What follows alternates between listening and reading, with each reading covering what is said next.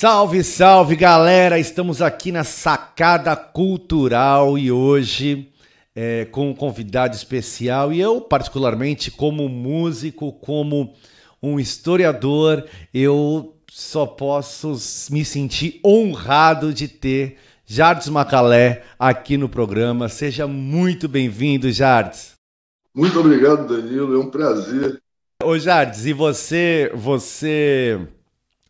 a gente está aqui, inclusive, eu queria até perguntar isso para você, como que você está lidando com tudo isso, essas novas ferramentas? A gente está aí, vive um momento de pandemia, né, de isolamento social e essas ferramentas que vão se intensificando nas nossas vidas, né? Essas ferramentas tecnológicas que, por um lado, tem os seus prós, mas também tem os seus contras, que aí impede. Nós brasileiros, a gente gosta do contato, de estar ali com as pessoas, olho no olho e fazer show. Como que você vem lidando com essas ferramentas novas, com essas novas formas de comunicação? Eu estou aprendendo no exercício da realidade, né? Dessa realidade. Eu tenho muita dificuldade, quer dizer, uma certa preguiça, então, de ficar nesta ferramenta, utilizando essa ferramenta. Tem muitos pequenos macetes que a gente vai aprendendo devagar. Quem me ajuda muito é a Rejane, minha companheira aqui, ela estava falando, inclusive, com você, é que ela ajeita essa coisa, esses pequenos instrumentos aqui. Eu gosto mais de violão, você sabe, né? Hoje mesmo eu estava tendo um trabalho terrível de trocar cordas de 2 violões. Então é um negócio de limpar os violões direitinho. Até aí eu já exerço bem essa função. Agora essa de montar a câmera, o aparelho e de saber o lado certo, enfim, a tecnologia da tecnologia. Eu tenho uma certa dificuldade, mas não me inibo, não. Agora, claro que ao viver a cores é sempre melhor, principalmente no caso das lives. Sem um público fica uma coisa que você tem que se exprimir, sei lá, um pouco mais para passar o sentimento que você está fazendo, está tocando e tal. Agora, é um aprendizado também, né? Você saber lidar só com um celular tete a tete, né? E o público vivo e a cores a emoção flui melhor, enfim, é mais confortável para mim, né? Eu Sim. diria. Mas, enfim, estamos aí, vamos enfrentando esse rojão. Essa pandemia está nos ensinando a esse tipo de relação, né? Estou esforçando, inclusive, esse tipo de relação. Mas faz parte, digamos assim. A essa altura do campeonato, faz parte. Eu acho que essa tecnologia cada vez avançará mais e teremos sempre que aprender da melhor forma de utilizar esses instrumentos.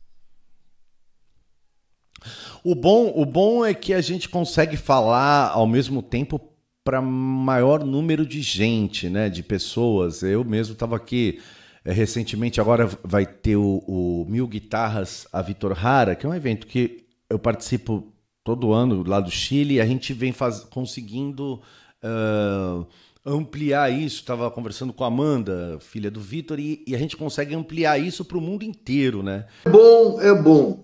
No final, no, no, no contar as vantagens e desvantagens, eu acho que há mais uma vantagem do que uma desvantagem.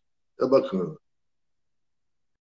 Ô Jardim, eu particularmente, eu sou de Santos, né? O que pese o programa passa em São Paulo, passa no Rio Grande do Sul, mas todos os seus shows em Santos, né? Eu tive o privilégio em assisti-los. E também tive o privilégio de conhecê-lo através de um querido amigo em comum, que é Edi Star. Que eu tive num show seu com ele e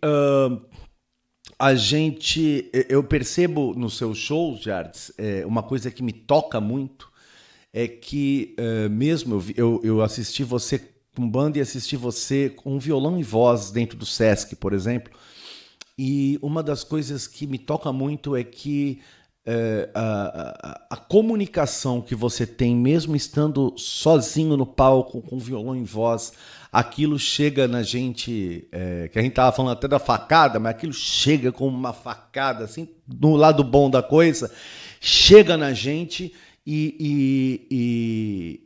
cada canção sua e cada palavra de cada canção, o que eu acho de extrema importância, né? Tanto a palavra quanto a melodia e a harmonia, cada palavra aquilo chega pra gente e abre um universo na nossa cabeça. Elas são extremamente imagéticas, né? Elas trazem imagem. Como que é a sua inspiração dentro desse trabalho de composição? Por exemplo, Movimento dos Barcos é uma canção que sempre que eu escuto, eu consigo visualizar tudo aquilo que está se falando na canção, né? Eu consigo, como se eu estivesse vivenciando aquilo. Como que vem a sua inspiração? Como que vem as suas influências dentro da composição? Eu acho isso que você acabou de falar, eu acho que vem muito do cinema. Eu adoro cinema e participei de alguns filmes brasileiros, né? que me, que me alimentaram com essa coisa da imagem, de conseguir visualizar o canto, a música, né? O que ela vem trazendo, você consegue visualizar, mais ou menos não, você consegue visualizar o que você está cantando. E se isso passa, é uma maravilha, é ótimo. Muito obrigado. Você é a primeira pessoa que me diz isso e eu fico feliz de que isso tenha chegado. Não é? Porque é a poesia que se torna a poesia que se torna realidade nesse sentido. A poesia é real, sempre foi realidade, símbolos e tal e coisa, mas de qualquer forma eu fico, quando eu canto, interpreto alguma coisa, eu vejo as imagens do que eu estou cantando, né? Das palavras que eu estou dizendo. Então, isso aí é realmente bom que haja isso, que você tenha visto isso, né?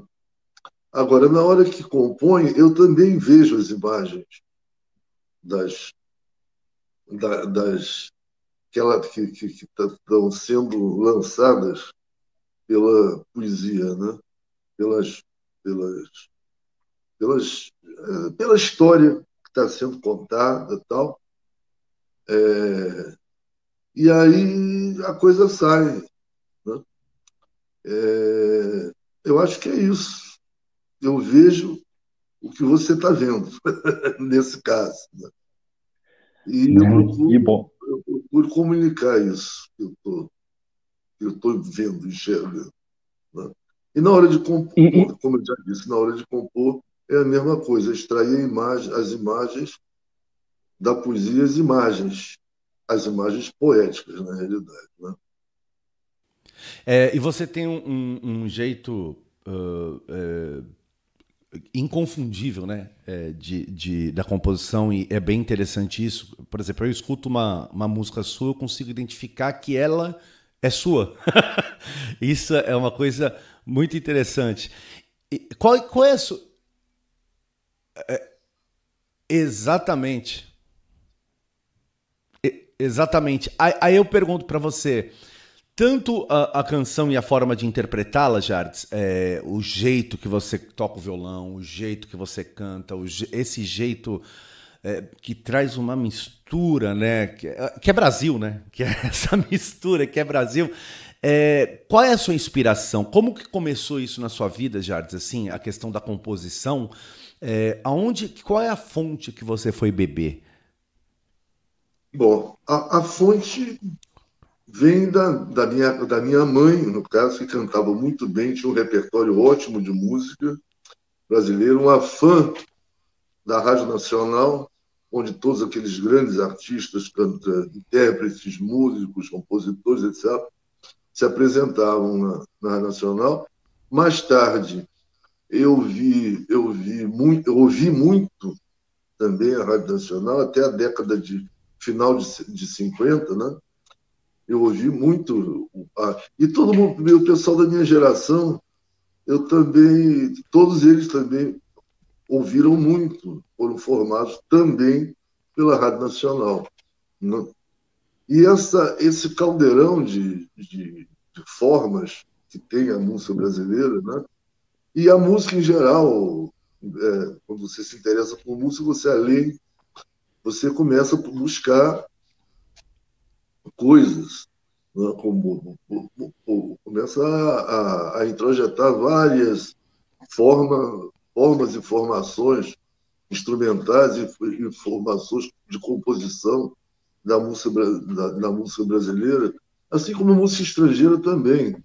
Principalmente na década de 60, eu comecei a me interessar por jazz, por rock, por outras canções francesas, italianas e não sei o quê, mas, fundamentalmente, o rock fez a minha... Quando chegou na década de 60, o rock fez a minha cabeça também. Assim como não só o Bill Haley, os primórdios do rock, Elvis, Bill Haley, alguns outros viram Richard, e várias, né? Até quando chega Jimi Hendrix, que é o músico, né? É a música que transpôs, inclusive, a própria forma do rock só. Ele foi além do formato rock, né, que chamavam. Ele foi a uma aventura musical extraordinária. De um lado. Do outro, além desse material todo da música brasileira, eu tomei conhecimento através da minha mãe, através da Nacional e através de outras coisas, me vem também o João Gilberto, que também é um ícone da nossa geração, né? Fez a cabeça de todo mundo. Quando você pergunta a qualquer de nós dessa geração da década de 40, 45, 50, né? Que nasceu em 40, eu nasci em 43, e quando chegou em 59, 60, João Gilberto invade as rádios, né? E aí aquela forma sintética e pura, né? Uma coisa depurada, assim, instrumentalmente e tal, o fato de cantar sem precisar exacerbar a voz e tudo, a voz contida, mas precisa, afinada. Isso fez também que me alimentasse dessas coisas. E o troca é a relação com outros músicos. Quando você começa a viver no meio de músicos, você começa a ter muito mais informações sobre essa coisa de música, intérprete, músico, etc. Então a formação vem daí toda. Ô Jardes, a gente falando aqui de música acredito que todos os nossos ouvintes, eu também estou aqui querendo escutar uma canção sua. Vamos escutar uma canção? Por que não escutar essa canção a que você se referiu, o Movimento dos Barcos? Minha e Capinã, Zé Carlos Capinã. Vamos lá, Movimento dos Barcos, Capinã, que teve aqui no programa também, maravilhoso. Vamos lá, então, ouvir Movimento dos... Precisamos mandar uma energia para Capinã, que ele está lá em Salvador, hospitalizado e lutando para sair dessa história. 4 meses que ele está lá em hospital, não sei o que, UTI. Eu estou aqui torcendo para que ele saia dessa e volte ao normal, entre aspas. Muitas boas vibrações para o nosso querido Capinã. E vamos ouvir então Movimento dos Barcos, Jardes Macalé e Capinã.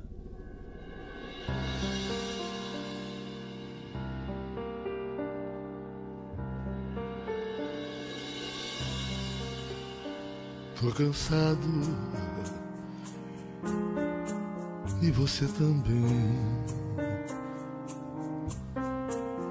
Vou sair sem abrir a porta, se não voltar nunca mais. Desculpe a paz que lhe roubei.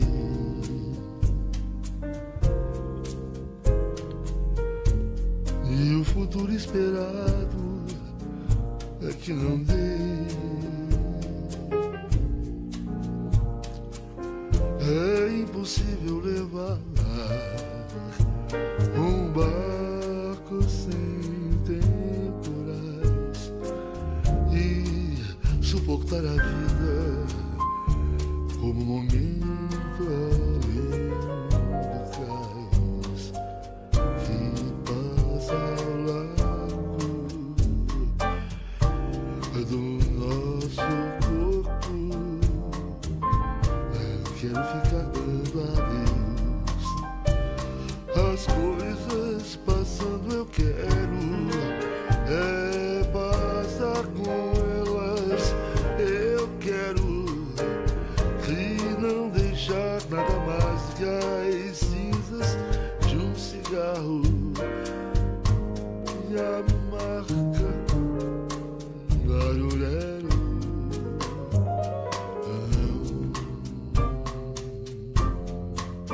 Não sou eu quem vai ficar no porto chorando, lamentando o eterno movimento. O movimento dos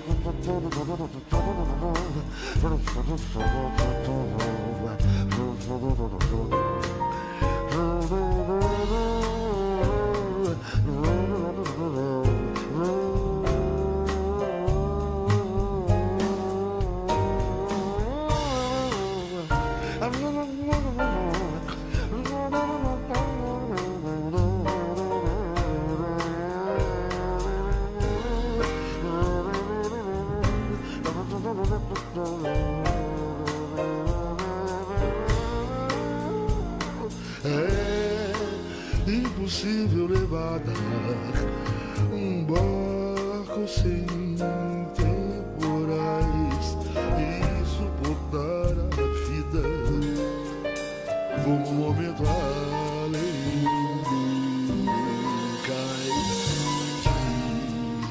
que passa ao lado do nosso corpo.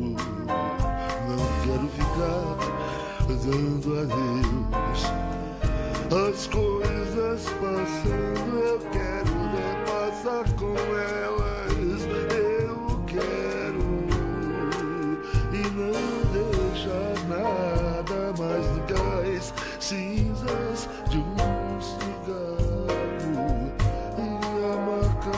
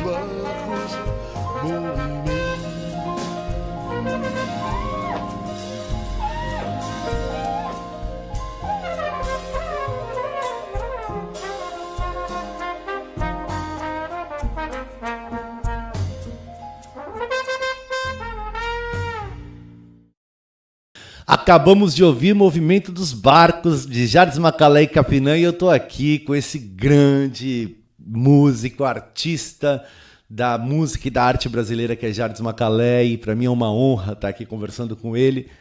E, Jardes, você viveu a efervescência, né, da música brasileira, ao mesmo tempo que teve, passou também aqueles anos de chumbo, né, que as pessoas chamam. Eu mesmo sou de uma geração, eu tô com 42, eu sou da geração pós-ditadura militar. Inclusive, eu costumo dizer assim, a minha geração romantizou, não vivenciou a ditadura, mas romantizou aquele período. Então a gente fazia grupos de juventude, só que já tinha passado a ditadura e a gente não tem a menor noção, não esteve ali naquele momento, né, para ter realmente a noção. A gente sabe pela história e pelo que os nossos pais nos contaram. Como foi essa efervescência do movimento cultural, da música brasileira, né, nesse período? E o que você enxerga que isso trouxe para a música que a gente vive hoje no Brasil? Qual foi a influência que você enxerga que isso nas músicas que a gente tem hoje no nosso país, né? Que é a música moderna agora, que está aí nas paradas? Uhum. Naquele momento transformou-se para alguns músicos, né, em música de resistência mesmo, né? Uma música que falava daquele momento, do que estava se vivendo naquele momento, um momento muito duro, muito difícil,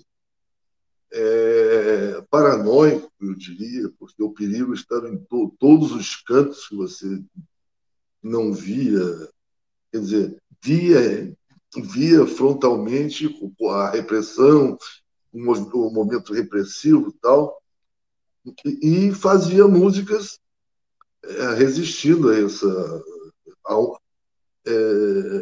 eu diria, como se diz, tentando humanizar, que estava desumano aquele momento, né? Estava se vivendo uma desumanidade e tentando resistir, humanizando, com músicas, com poesia, com artes plásticas, com literatura, até dança também e tal. Tudo se transformava em uma leitura de resistência àquele momento. Pô, passou aquele momento, né, a partir de 85, principalmente de 88, que foi feita a nova Constituição, tal, e começamos a viver o resultado daqueles 20 anos, praticamente, de regime ditatorial, né? Inclusive tentando se acostumar a um novo momento, né? A um novo momento que se apresentava. Tal. Isso foi, foi, foi vivido também com intensidade muito grande, tanto quanto no período da ditadura. Então, vamos a um período mais de liberdade, e também aí então as pessoas começaram a fazer coisas mais libertárias, né? E virou um momento mais de atenuou-se um pouco aquele momento mais duro. Então caminhamos até aí fazendo canções amorosas, amor para lá e tal, distendeu a questão até o ano retrasado, né? Quando voltamos a nós não estamos vivendo uma ditadura, mas estamos vivendo um momento totalmente conturbado político, em que forças opostas, mesmo radicalmente opostas, se contrapõem. Os que conquistaram a, os que lutaram, trabalharam para conquistar o final da ditadura em si, militar, e os que, como você disse, que já nasceram depois, já vem um outro movimento, né? A sociedade abriu um pouco mais para uma coisa mais libertária. Mas o mundo continua em mutação, as forças continuam se opondo umas às outras, e, e, e as forças, eu acho que reacionárias mesmo, né, continuam fortes, influindo fortemente nas nossas vidas. Quer dizer, temos um presidente agora que namora com a ditadura o tempo inteiro. Não consegue porque as forças também, as forças democráticas, nesse sentido de democracia, de amplidão, de maior, né? Estão contrastando fortemente essa coisa. Mas também a coisa está complicada, porque junta uma condição política difícil, né? Não há muita conversa. Economicamente estamos a coisa está barra pesada, perdida. A pobreza aumentou, uma coisa que havia depois da ditadura, havia esse trabalho para diminuir essa coisa. Tanto que quando, no final do, da, da gestão do Lula, por exemplo, a gente tinha saído do mapa da fome. Não. De repente entramos de novo nesse mecanismo, né? A política, a condição política de economia, só se enxergam os que já têm, né? Só fortifica os que já têm e enfraquece os que pouco conseguiram alguma coisa e os que nunca conseguiram nada, a coisa piora bastante. Então, estamos de novo num embate em que a música, no caso, as artes, no caso, tentam falar isso, tentam falar sobre isso com mais clareza, mas, de repente, por exemplo, a cultura está desmanchada, né? Está no chão. Todas as perspectivas culturais, chamar músicos e artistas no caso, que produzem arte, de ladrões, de aproveitadores, quer dizer, marginalizando todo um processo fundamental em qualquer país, em qualquer região, que é a cultura, né? das pessoas. Por exemplo, um movimento externo cultural que sempre alimentou. E, nesse momento, a gente está sentindo que está tudo desmanchado, está tudo caindo no chão. Né? Isso vai dar mais trabalho ainda, não só para quem nasceu depois da ditadura militar, como quem já viveu aquilo, que não está acostumado àquilo mais, nem deu para acostumar, Deus me livre de acostumar aquele negócio. Vivemos de novo num momento muito difícil. Então, eu acho que tem que manter uma coisa que eu sempre digo agora, manter a indignação em relação a esse momento, manter a indignação, buscar manter seu trabalho vivo, que está uma coisa difícil, inclusive economicamente difícil. Aí veio a pandemia, aí mesmo é que embolou todo o meio de campo. Né? É engraçado que, historicamente, principalmente no continente latino-americano, a gente vive esses ciclos que se repetem, né? Esse flerte com o fascismo, esse flerte com o autoritarismo, ele aparece de tempos em tempos. Parece que as pessoas saem do armário para odiar mulher, negro, pobre, esse ódio exacerbado, né, que o tempo inteiro... É o ser humano no exercício da sua péssima condição, que é o ódio, né? É o não conseguir estar com o outro, não conseguir buscar harmonia, e sim desarmonia. A harmonia é fundamental, mas a desarmonia também é fundamental, mas não nesse sentido destrutivo, no sentido construtivo, no sentido da invenção. A desarmonia pode alimentar a invenção de novas formas, de novas visões, novos pensamentos, e ter a liberdade de expressá-los. Né?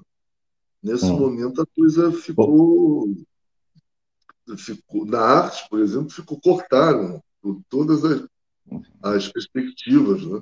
Por enquanto. E estão sufocando economicamente os artistas, que eles vivem das suas apresentações, da sua vivência mesmo. Enfim, estamos num momento muito difícil, delicado. Você sabe que na cidade de Santos existe, as pessoas olham a cidade de Santos muito em relação ao Jardim da Orla da Praia, uma praia bonita, uma qualidade de vida, mas na cidade de Santos existe a maior favela sobre palafitas da América Latina, né, que é o Dique da Vila Gilda, no qual, inclusive, eu faço alguns trabalhos lá com eles, tudo, e tem um instituto dentro dessa favela chamado Arte no Dique. Você estava falando até do mapa, que a gente saiu do mapa da fome. Quando o Gilberto Gil foi ministro da Cultura, e na sequência o Juca assumiu, se construiu junto com um baiano que veio lá da Bahia, produtor lá da Bahia, que veio para Santos, chamado José Virgílio, construíram um complexo cultural.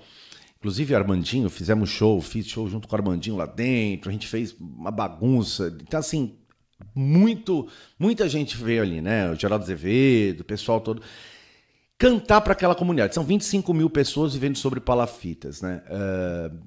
Criança que não dorme de noite porque não pode, porque o rato come. Então aparece cheio de mordida de rato na perna. Então é uma realidade muito complicada. Mas esse projeto ele consegue fazer um intercâmbio todo ano com a Itália, com o governo italiano e com a França. E hoje, alguns desses jovens que se formaram lá como percussionistas, músicos, hoje dão aula em universidades na Europa de música, né? E isso é uma coisa muito importante. E isso foi justamente através de um processo chamado cultura, né? Que foi a primeira coisa que esse governo tirou. Vamos acabar com o Ministério da Cultura. Porque não é interessante o povo pensar, não é interessante o povo entender o seu processo de identidade, né?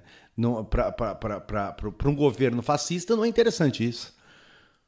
É claro, a consciência é a última coisa que eles desejam que alguém tenha em relação ao que está vivendo, né?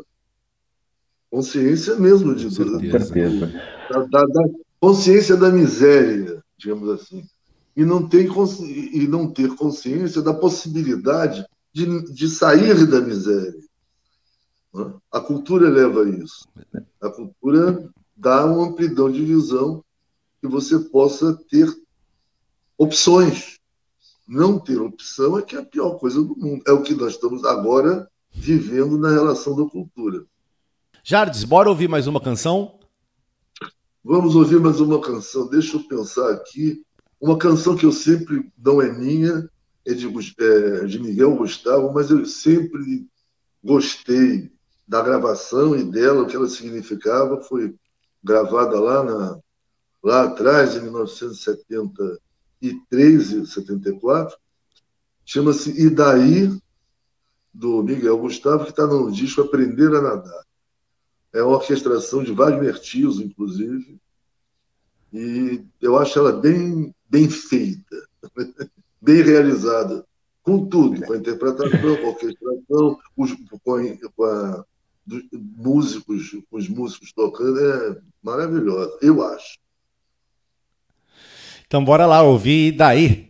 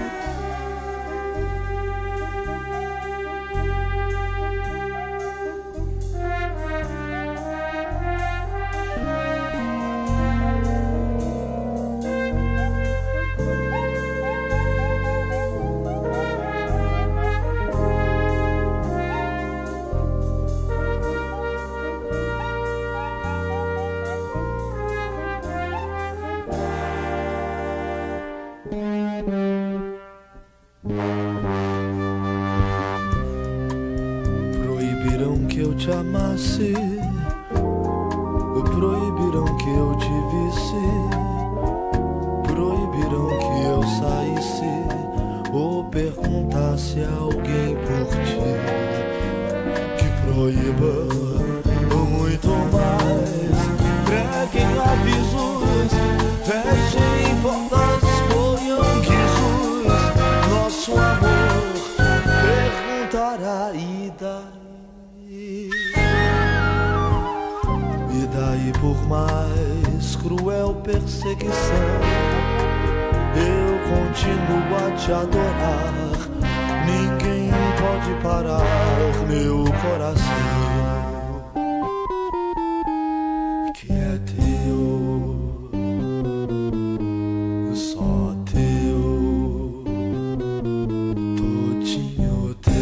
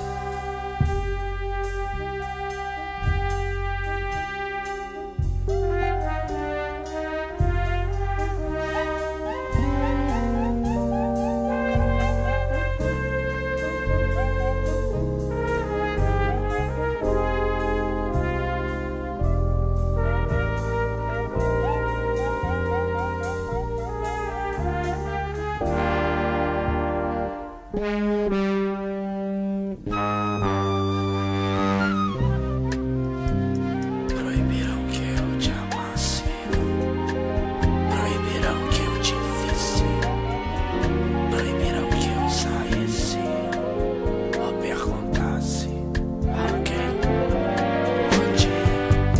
Que proíbam muito mais, preguem avisos, fechem portas, ponham quisos. Nosso amor perguntará e daí?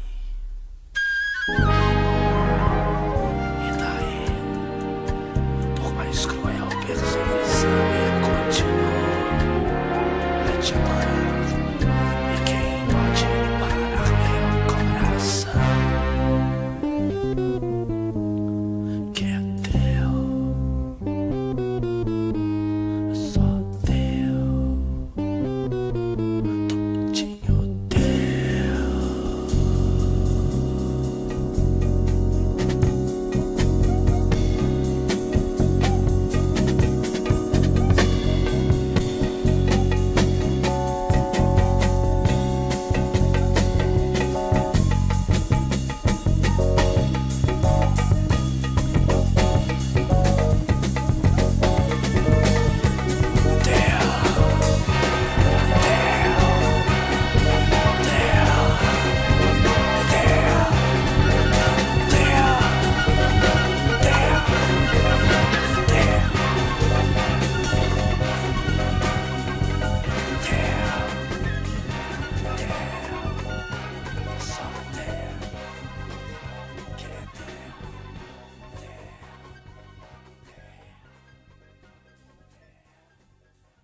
Acabamos de ouvir daí, estamos aqui numa prosa com o grande músico, compositor, artista Jardes Macalé, que também é ator, né? Também é ator, também trabalhou como ator.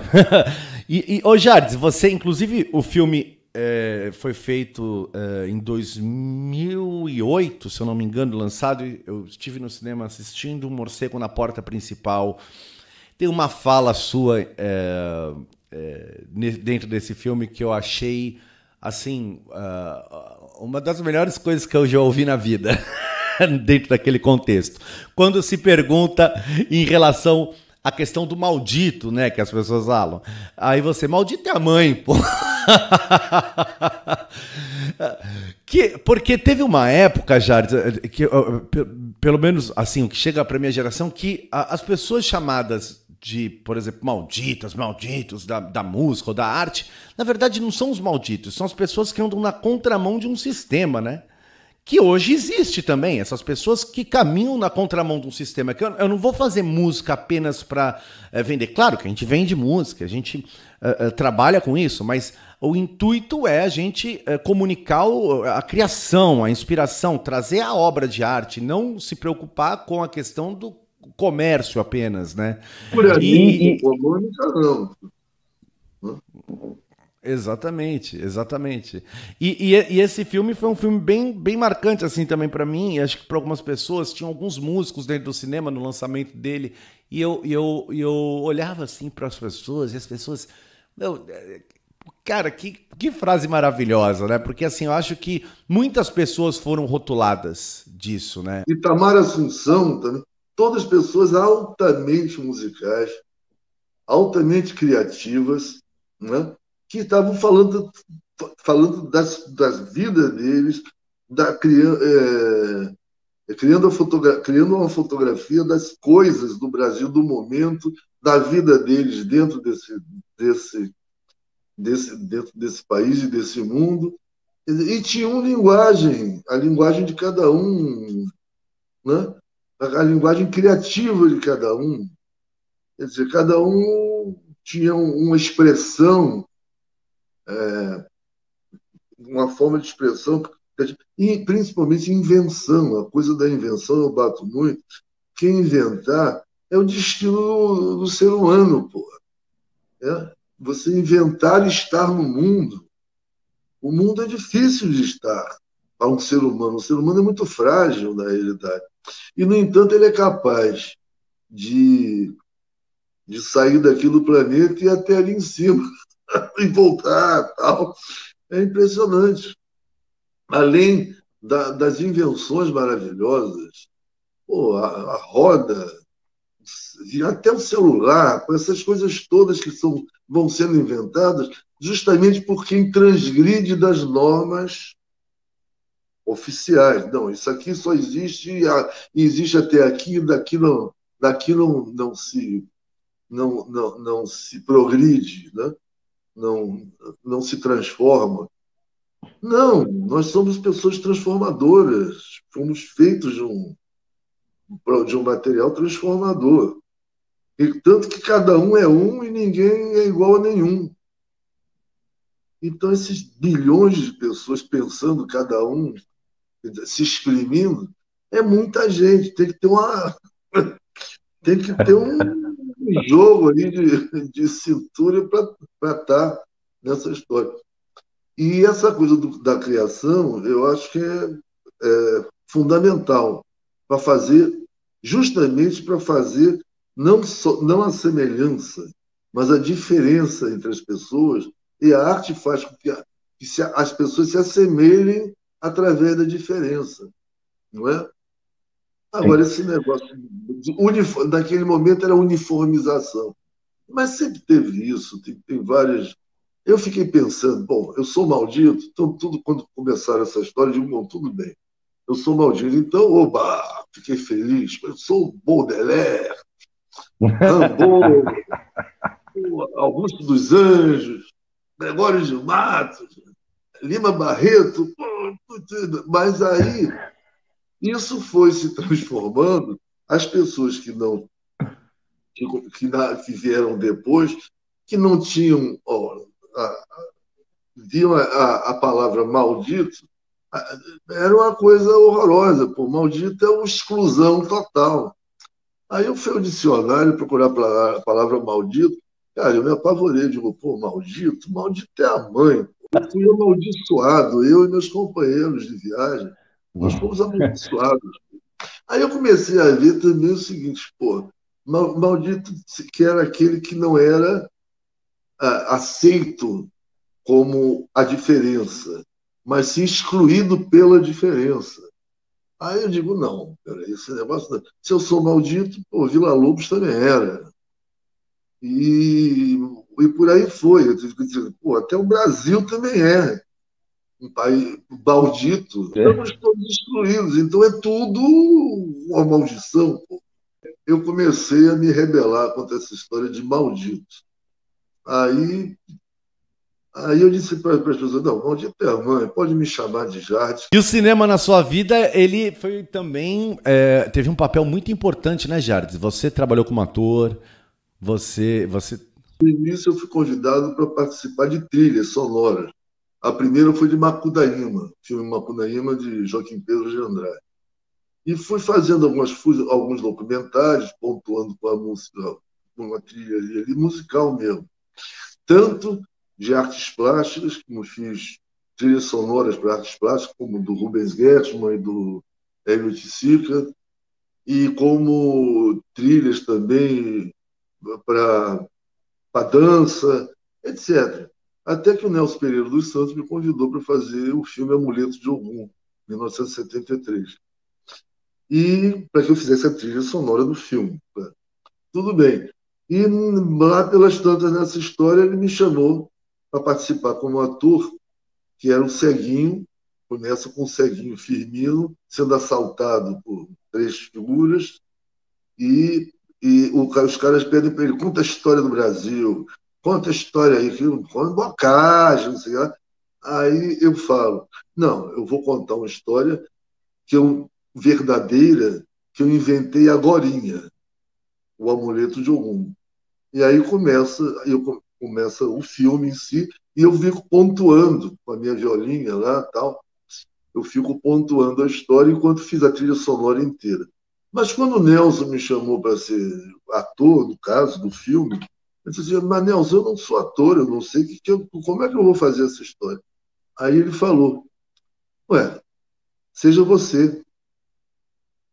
Mas como seja você? Seja você mesmo. Eu digo, seja eu mesmo. Então eu introjetei esse seja eu mesmo e participei como ceguinho, me fingindo de ceguinho, sendo eu mesmo. E mais tarde, no filme seguinte, A Tenda dos Milagres, do Jorge Amado, né, livro de Jorge Amado, que ele adaptou para cinema, Nelson, ele me chamou para fazer o Pedro Arcanjo, o Jeová, que são os olhos de Xangô, e eu participei como ator também, fazendo o personagem jovem, quando jovem. Né?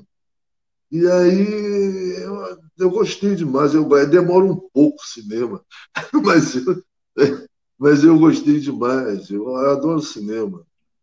Algumas coisas, eu me identifico muito, porque algumas coisas também que demoram, às vezes eu tenho um pouco de aflição. Você estava falando no começo dessa conversa até das cordas do violão, de trocar. Você sabe que eu tenho preguiça de trocar as cordas do meu violão. E o pior é que você tem que fazer com o tempo anterior bastante, você vai tocar, até as cordas se fixarem, né? Elas vão caindo, afinação.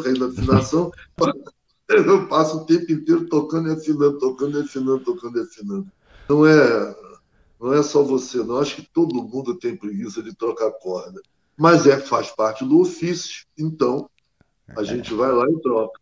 Eu ligo pro meu irmão, ele mora em cima de mim, eu ligo pra ele e falo assim, você não quer descer pra trocar as cordas pra mim? Ele, eu não sou teu hold? Que é isso? Me empresta seu irmão. Ô Jardes, agora conta pra mim, a gente tá aí nesse momento todo, mas os projetos não param, as nossas cabeças elas não param, né? A gente continua, né?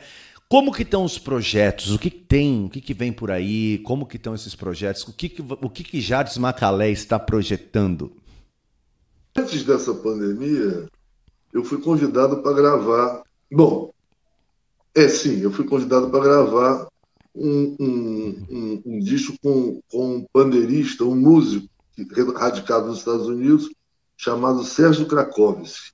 Ele me convidou para ir a Nova York para gravar um disco só Zequete.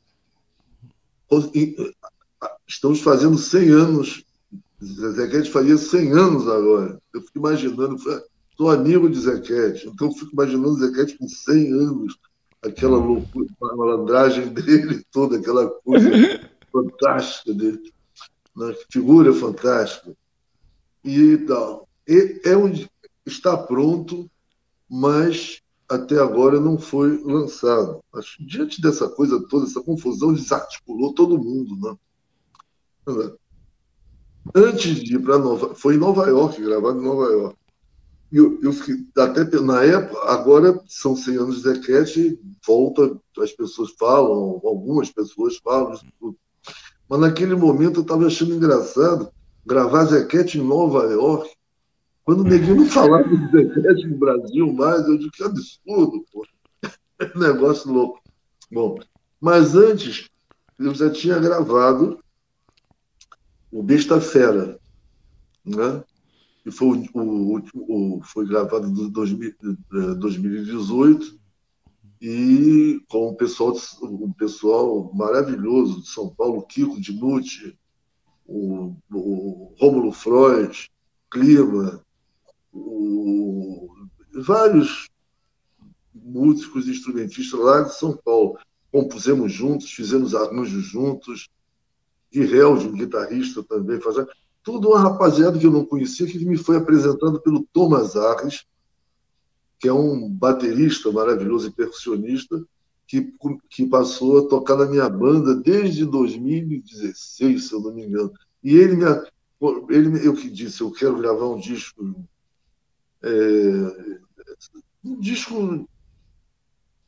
só de inéditas, que há muito tempo, já faziam quase 20 anos que eu não gravava só inéditas. Regravava algumas canções minhas, gravava coisas inéditas e gravava canção de outros, antes. E eu queria fazer um só inédito.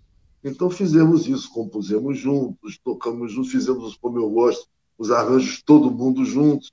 Eu só faço arredondar o todo mundo, né? E tal. Mas aí, no processo de criação da ideia, a gente se reunindo, conversando, eu tive um piripaque brabo, né? Fui parar no hospital, com uma broncopneumonia muito forte e tal, e passei um mês no hospital. 2 semanas inconsciente, praticamente, em coma, e aí retornei. Um mês da terceira semana eu retornei e começaram os tratamentos e tal, e acabei saindo tudo na UTI, que eu não, para o meu pior inimigo, eu não desejo UTI para ninguém. É um verdadeiro horror. Depois, então, com essa coisa que só passou na televisão, aqueles hospitais, todo mundo, e sem oxigênio, tudo isso, rapaz, é um negócio terrível. Eu ainda tive a sorte de ser antes da pandemia e não ser Covid, ser uma broncopneumonia, que é uma coisa séria. Mas, enfim, saindo de lá, 3 meses depois, eu me recuperei, fiz exercícios, tal, fisioterapias e tal, e nos juntamos para gravar o disco. Sexta-feira foi gravado, teve uma repercussão maravilhosa e fomos indicados lá para o Grammy, né?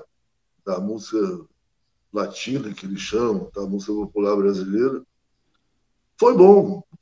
Já que estava em Nova York, lá gravando Zequete, a gente eu e Rejane, demos um pulo em Las Vegas lá para ver o Grêmio. Mas eu dormi. Cada vez que eu vou nos lugares que tem comemorações assim, muita gente, eu acabo dormindo. Quando eu acordei, não tinha ganho. Aí eu falei para ela, opa, esse Grêmio me deve o Grêmio. Muito bem, feito isso, a gente voltou e fomos convidados pelo selo Rocinante, um novo selo que está sendo lançado, está sendo feito, para gravar um disco com o João Donato. João Donato é um músico que eu tenho paixão desde que eu conheci João Donato, e já foi lá pela década de 60, né? Ou antes até. E tem os discos dele, as coisas dele todas. E aí eu me senti honradíssimo desse convite, que bom. E a ideia era compormos os dois juntos, música, letra que eu não escrevo muito, mas nesse caso eu escrevi, e compormos temas, um para o outro, ou temas individuais, ou temas que a gente tivesse uma interação e tal. E foi feito, gravamos agora no final de 2020, né? E foi espetacular. Foi uma maravilha. Conheci João Donato pessoalmente, já o conhecia, mas aí teve uma aproximação musical. Então foi uma coisa muito boa. E vai ser lançado em outubro, como disco não só nas mídias eletrônicas, como também físico, LP. E esses, até agora, são os realizados. E tudo inédito, né? E a realizar, estou aqui pensando no disco instrumental, convidar meus amigos músicos para fazer um disco instrumental, fazer os temas e tal, e fazer um disco também interpretando meus amigos Itamar e Melodia, que é tudo pensamento, né? E estamos aí, estamos vivendo e fazendo lives atrás de lives. Maravilha, Itamar e Melodia, né? Oh, coisa boa. Ô, Jardes, eu quero aqui agradecer muito a sua disponibilidade de estar participando da Sacada Cultural. Para mim é uma alegria enorme e só tenho a agradecer, você e tudo que você fez pela nossa arte. Vamos trabalhando. Eu, você, nós dois e todo mundo que puder produzir, trabalhar culturalmente, vamos em frente, que essa pandemia vai acabar em qualquer momento. A casa aqui é sempre sua e eu quero propor da gente terminar nossa prosa ouvindo mais uma canção. Bora? Uma canção, eu diria, falando instrumental, eu proponho que seja o Choro de Arcanjo, que está no disco Contrastes, Choro de Arcanjo, que é um dos temas da Tenda dos Milagres, do filme Tenda dos Milagres, do meu personagem Pedro Arcanjo, Oxum-Obá, Os Olhos de Xangô. Bora lá então, Jardes Macalé, Choro de Arcanjo. É do meu amigo Macalé. Hã? 1, 2, 3.